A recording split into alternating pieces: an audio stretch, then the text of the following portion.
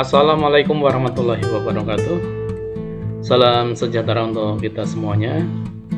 Semoga kita senantiasa dalam keadaan sehat dalam bimbingan Tuhan Yang Maha Kuasa. Pada kesempatan kali ini kita akan melanjutkan materi tentang pola bilangan. Pada part yang pertama atau pertemuan sebelumnya kita sudah membahas tentang dasar dari pola bilangan. Pada kesempatan kali ini kita akan membahas tentang jenis-jenis pola bilangan. Pada materi ini kita hanya menunjukkan saja jenis-jenis pola bilangan itu apa saja. Ini hanya sekedar contoh, jadi nanti bisa dikembangkan, akan menemukan lebih banyak lagi. Tetapi sebelum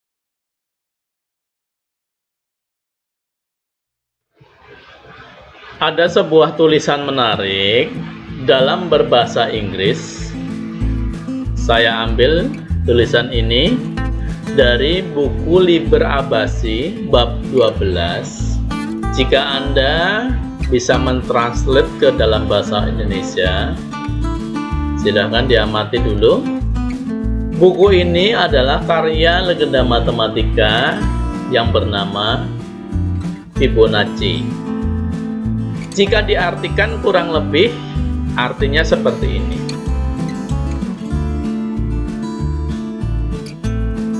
Berapa banyak pasangan kelinci yang beranak pinak selama 1 tahun jika diawali dari sepasang kelinci, yaitu jantan dan betina, dan kelinci tersebut tumbuh jadi dewasa, bisa kawin setelah mereka berumur 1 bulan, sehingga setiap bulan kedua masing-masing kelinci betina melahirkan sepasang kelinci baru. Nah, seperti ini ilustrasinya. Barisan-barisan ini nanti akan Anda pelajari di materi ini. Agar lebih jelasnya, kita bisa mengikuti materi ini dengan seksama. Selamat mengikuti.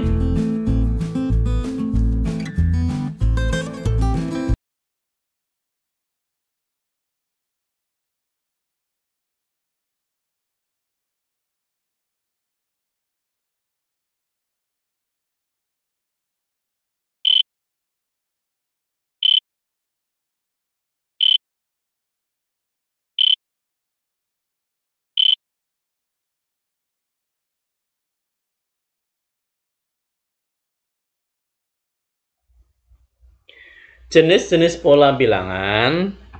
Yang pertama saya sebutkan atau A. Pertama adalah pola bilangan ganjil. Kita dalam kehidupan sehari-hari sudah terbiasa dengan yang namanya bilangan ganjil. Saya berikan sebuah gambar. Ini berupa gambar segitiga. Di sini ada 4 pola. Gambarnya ada 4 pola. Kita lihat pada gambar segitiga yang pertama, jika kita hitung, disuruh menghitung untuk berapa banyak segitiga pada masing-masing pola, maka kita hitung pada pola pertama, ini ada segitiganya ada 1. Sedangkan pada pola kedua, kita hitung 1, 2, 3. Ternyata pada pola kedua ada 3. Pada pola selanjutnya, segitiganya kita hitung, ternyata ada 5. Pola keempat, kita hitung lagi segitiganya, ternyata ada 7. Pola-pola ini bisa dilanjutkan dengan cara menggambar atau dengan cara menemukan rumusnya. Bagaimana dengan untuk mencari rumusnya? Kita lihat pada pola ke-1, ini hasilnya 1. Pada pola kedua, hasilnya 3. Pada pola ketiga, ternyata ada bilangan 5. Pola keempat, ada angka 7. Bilangan-bilangan ini, jika kita buat coretan, maka pada pola pertama akan ketemu 2 kali 1 dikurangi 1. 2 kali 1 berapa? 2 dikurangi 1, hasilnya 1. Pada pola kedua, 2 kali 2, berapa 2 kali 2? 4 dikurangi 1, hasilnya 3. Kemudian selanjutnya 2 kali 3, 6 dikurangi 1, ternyata ketemunya 5. Pada pola keempat, 2 kali 4 dikurangi 1. Pola-pola ini bisa untuk merujuk pada pola-pola selanjutnya. Kita lihat pada pola 1, jika di sini 1, ternyata sebelahnya 1. Kita lihat yang saya buat lingkaran. Di sini 3, ternyata di sini 3 dan 4 juga. Kita lihat pada lingkaran yang ditandai, bagaimana dengan pola ke N? Maka kita sudah memiliki modal, yaitu 2 kali. Kita lihat, jika 1, 1. Jika pola kedua, ada pengalinya 2. Pola ketiga, 3. Pola keempat, yang dilingkari, 4. Bagaimana kalau pola ke N? Maka di sini juga harus apa? N. Baru juga sama-sama dikurangi 1. Jadi kita sudah menemukan rumusnya. Maka untuk pola bilangan ganjil, pola ke N atau sering juga disebut sebagai suku ke N sama dengan 2N min 1.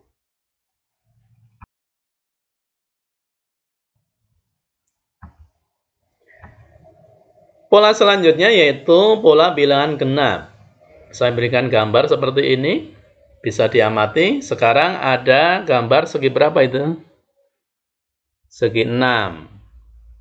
Kita hitung seperti tadi. Sekarang tidak saya tunjukkan, tetapi kita hitung dengan pengamatan saja.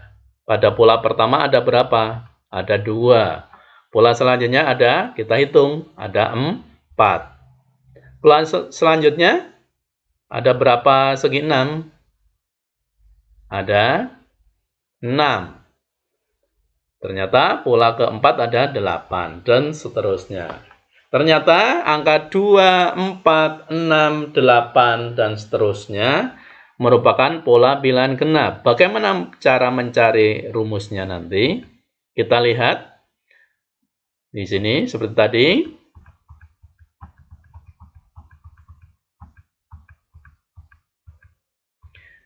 Bagaimana mencari pola ke N-nya? Kita lihat yang saya buat lingkari. Nah, pola kedua di sini 2, pola ketiga di sini 3, pola keempat di sini 4, maka pola ke N, maka 2 kali N. Maka kita ketemu rumus untuk bilangan genap adalah UN sama dengan 2N.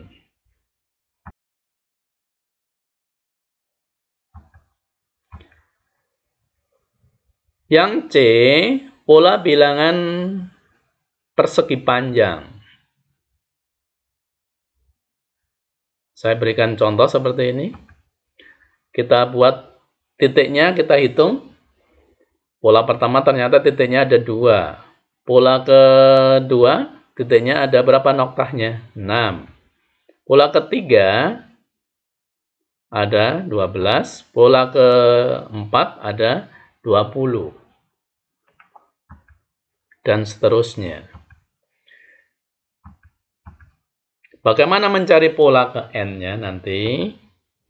Kita lihat di sini bisa diartikan baris kalikan kolom. Pada persegi panjang bisa diartikan panjang kali lebar. Salah satu bilangannya ada yang lebih panjang daripada dengan lebarnya. Di sini saya tampilkan baris kali kolom. Barisnya yang pola pertama adalah barisnya 1, kolomnya 2. Pada pola kedua, barisnya 2, kolomnya ada berapa? 3. Pada baris ketiga, barisnya ada 3. Kita lihat, barisnya ada 3 itu. Terus, baris itu yang ke samping. Terus, kolomnya kita hitung yang ke bawah, ternyata ada 4. Kemudian pola keempat, baris kali kolom. 4 kalikan 5. Ketemulah polanya di sini.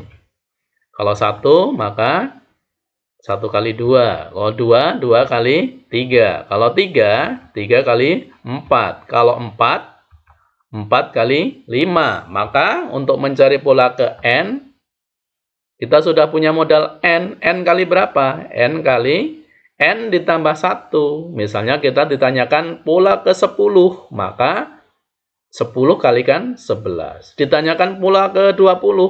Maka polanya 20 kalikan 21. Ada selisih satunya. Jika dirumuskan, maka akan menjadi UN sama dengan N dikalikan N tambah 1. Jelas ya sampai di sini?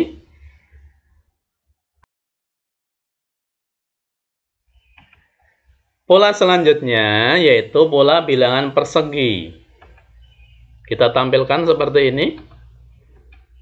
Ternyata pada pola pertama titiknya ada 1, pola kedua ada 4, pola ketiga ada 9, pola keempat ada 16, pola ke-5 ada 25. Jika kita hitung titik-titiknya ada sebanyak itu, dan seterusnya. Bagaimana mencari pola ke N?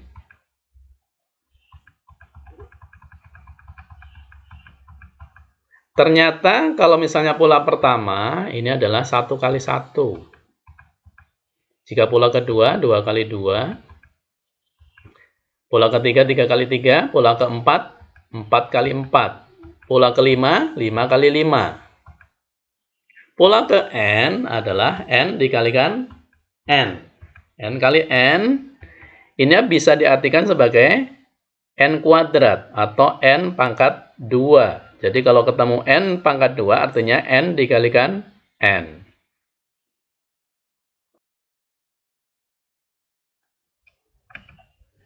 Pada pola berikutnya yaitu pola bilangan segitiga. Kita lihat, saya tampilkan gambarnya seperti ini. Pola pertama ternyata titiknya ada 1, pola kedua ada 3, pola ketiga ada 6, pola keempat ada 10, dan seterusnya. Silahkan bisa Anda cari atau Anda hitung titik-titik selanjutnya.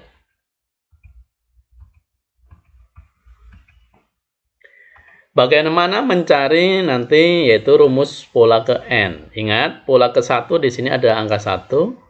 Silahkan amati yang saya beri tanda merah. Jika polanya ketiga, berarti nanti ada 3 kali 4. Polanya keempat ada 4 kalikan 5. Tetapi kita sudah memiliki modal setengah di depannya. Berarti nanti kalau pola ke N adalah N di sini.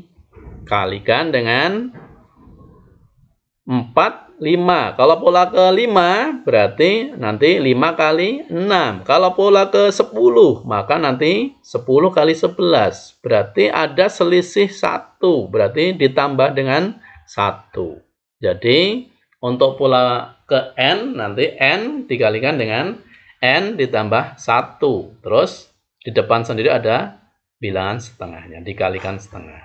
Ketemu untuk rumus suku ke N. UN sama dengan setengah N dikalikan N plus 1.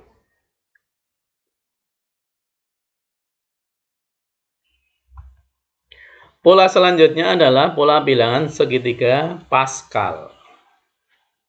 Ini agak menarik karena nanti di tingkat selanjutnya akan dipakai pada persamaan kuadrat. Jadi ini ilmu dasarnya di sini. Bagaimana mencarinya? Segitiga Pascal. Kenapa dinamakan segitiga Pascal? Karena penemunya adalah Pascal. Kita lihat bagaimana polanya. Pada segitiga Pascal, intinya yaitu di sisi-sisi paling awal dan paling akhirnya adalah bilangannya angka 1. Terus untuk menemukan di tengah-tengahnya adalah penjumlahan pada bilangan di atasnya. Berarti di sini tengah-tengahnya ada 1 ditambah 1. Berapa? 2. Ingat tadi paling pinggir adalah angka 1. Tengah-tengahnya berapa di sini berarti? Berarti di sini 1 tambah 2. 3. Di sini 2 ditambah 1. Berapa? 3. Paling ujungnya 1. Baris berikutnya yaitu bilangan 1. Di sini berarti penjumlahan 1 ditambah 3. 4. Di sini 6. Di sini berarti 3 ditambah 1. Berapa? 4. Ujungnya tetap 1. Baris selanjutnya yaitu tetap sama. Paling ujungnya atau paling pinggirnya angka 1. Berarti 1 ditambah 4. Berapa? 5. 4 tambah 6, 10. 6 tambah 4, 10. Di sini berarti 4 tambah 1, 5. Ujungnya 1. Dan seterusnya. Untuk rumus jumlah bilangan, jadi rumus jumlah bilangan baris ke N dirumuskan untuk pola bilangan segitiga Pascal adalah UN sama dengan 2 dipangkatkan N min 1.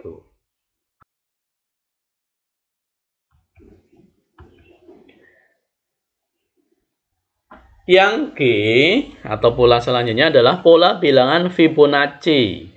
Kenapa dinamakan Fibonacci? Karena penemunya Fibonacci.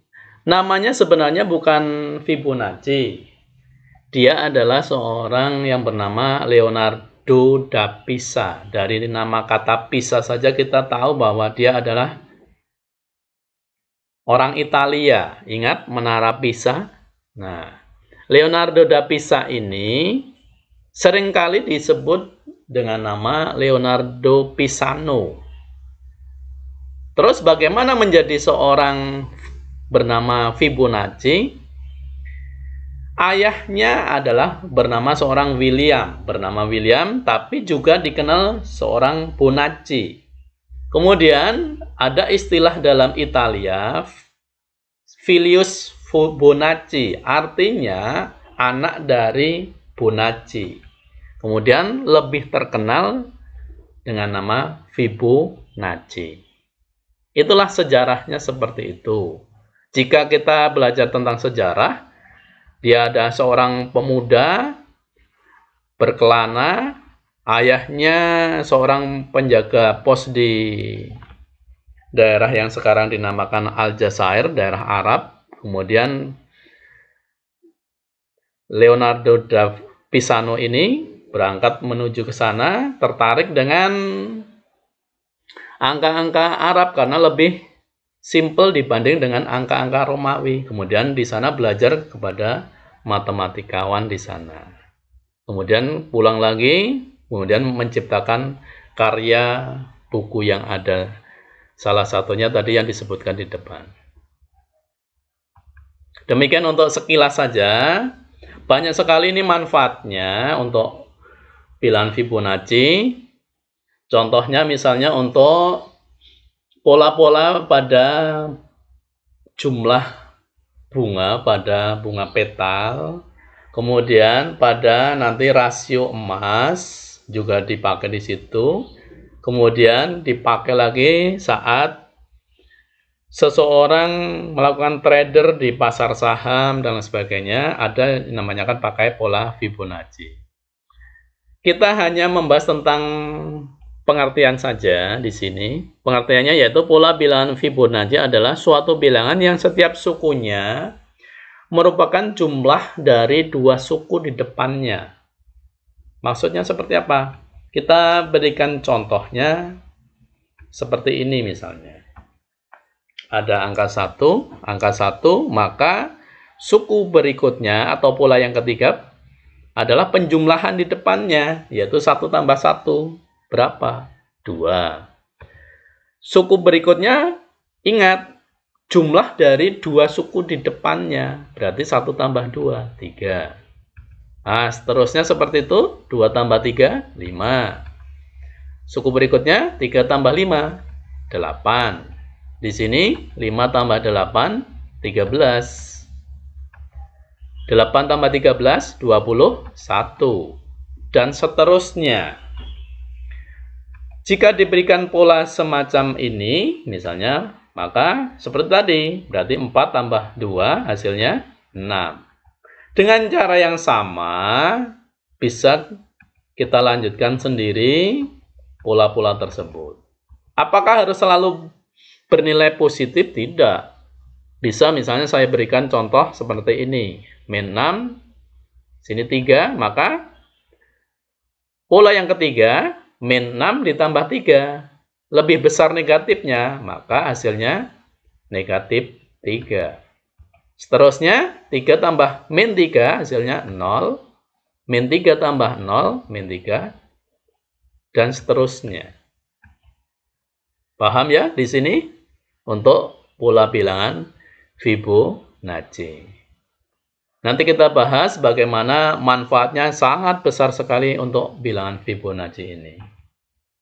Jadi, rumus mencari suku pola ke N atau suku ke N pola bilangan Fibonacci yaitu UN dimulai untuk pola yang ketiga N-1 ditambah dengan UN-2.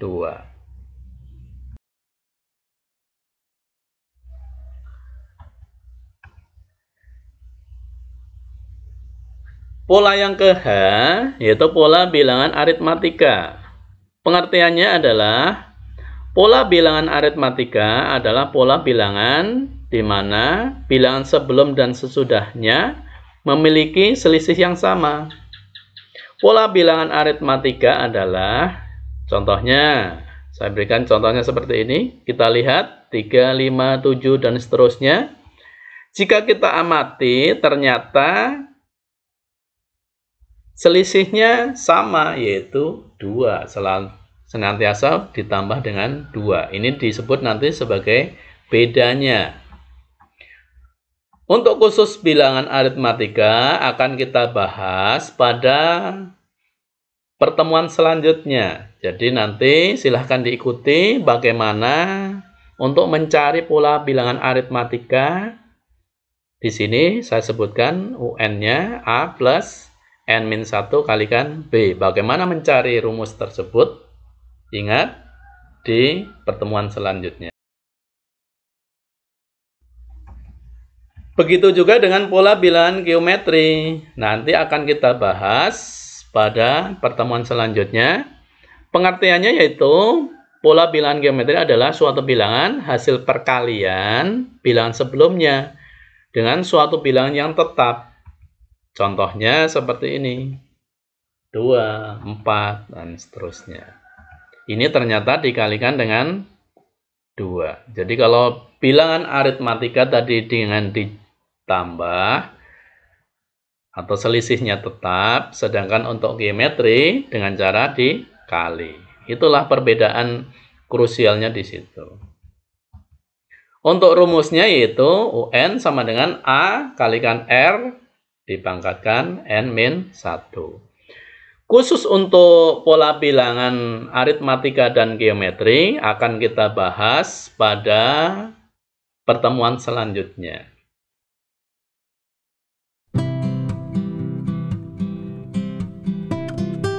Dan ini sedikit latihan sekedar untuk bagaimana kita memahami materi yang sudah disampaikan tadi.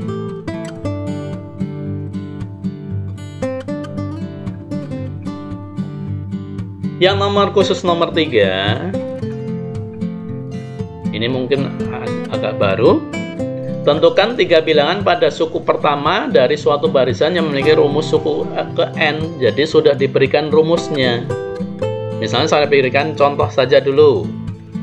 Misalnya UN-nya 2N plus 1. Disuruh mencari 3 bilangan suku pertama. Jadi yang 3 bilangan pertama itu apa saja? Maka dengan cara N-nya N1, N2, N3 digantikan untuk memasukkan saja, dimasukkan ke masing-masing situ. UN-nya misalnya N-nya 1, 2 kali 1. 2 kali 1 berapa? 2 ditambah 1, 3. N-nya sama dengan 2, kan gantikan 2 kali 2, 4 tambah 1, 5. Dan seterusnya. Jadi N yang ketiga, 2 kali 3, 6. 6 tambah 1, 7. Itu contoh 3 bilangan pada suku pertama. Demikian untuk pertemuan pada kali ini. Semoga bermanfaat. Dan atas perhatiannya, saya ucapkan terima kasih. Sampai jumpa pada pertemuan-pertemuan dan video-video selanjutnya. Terima kasih.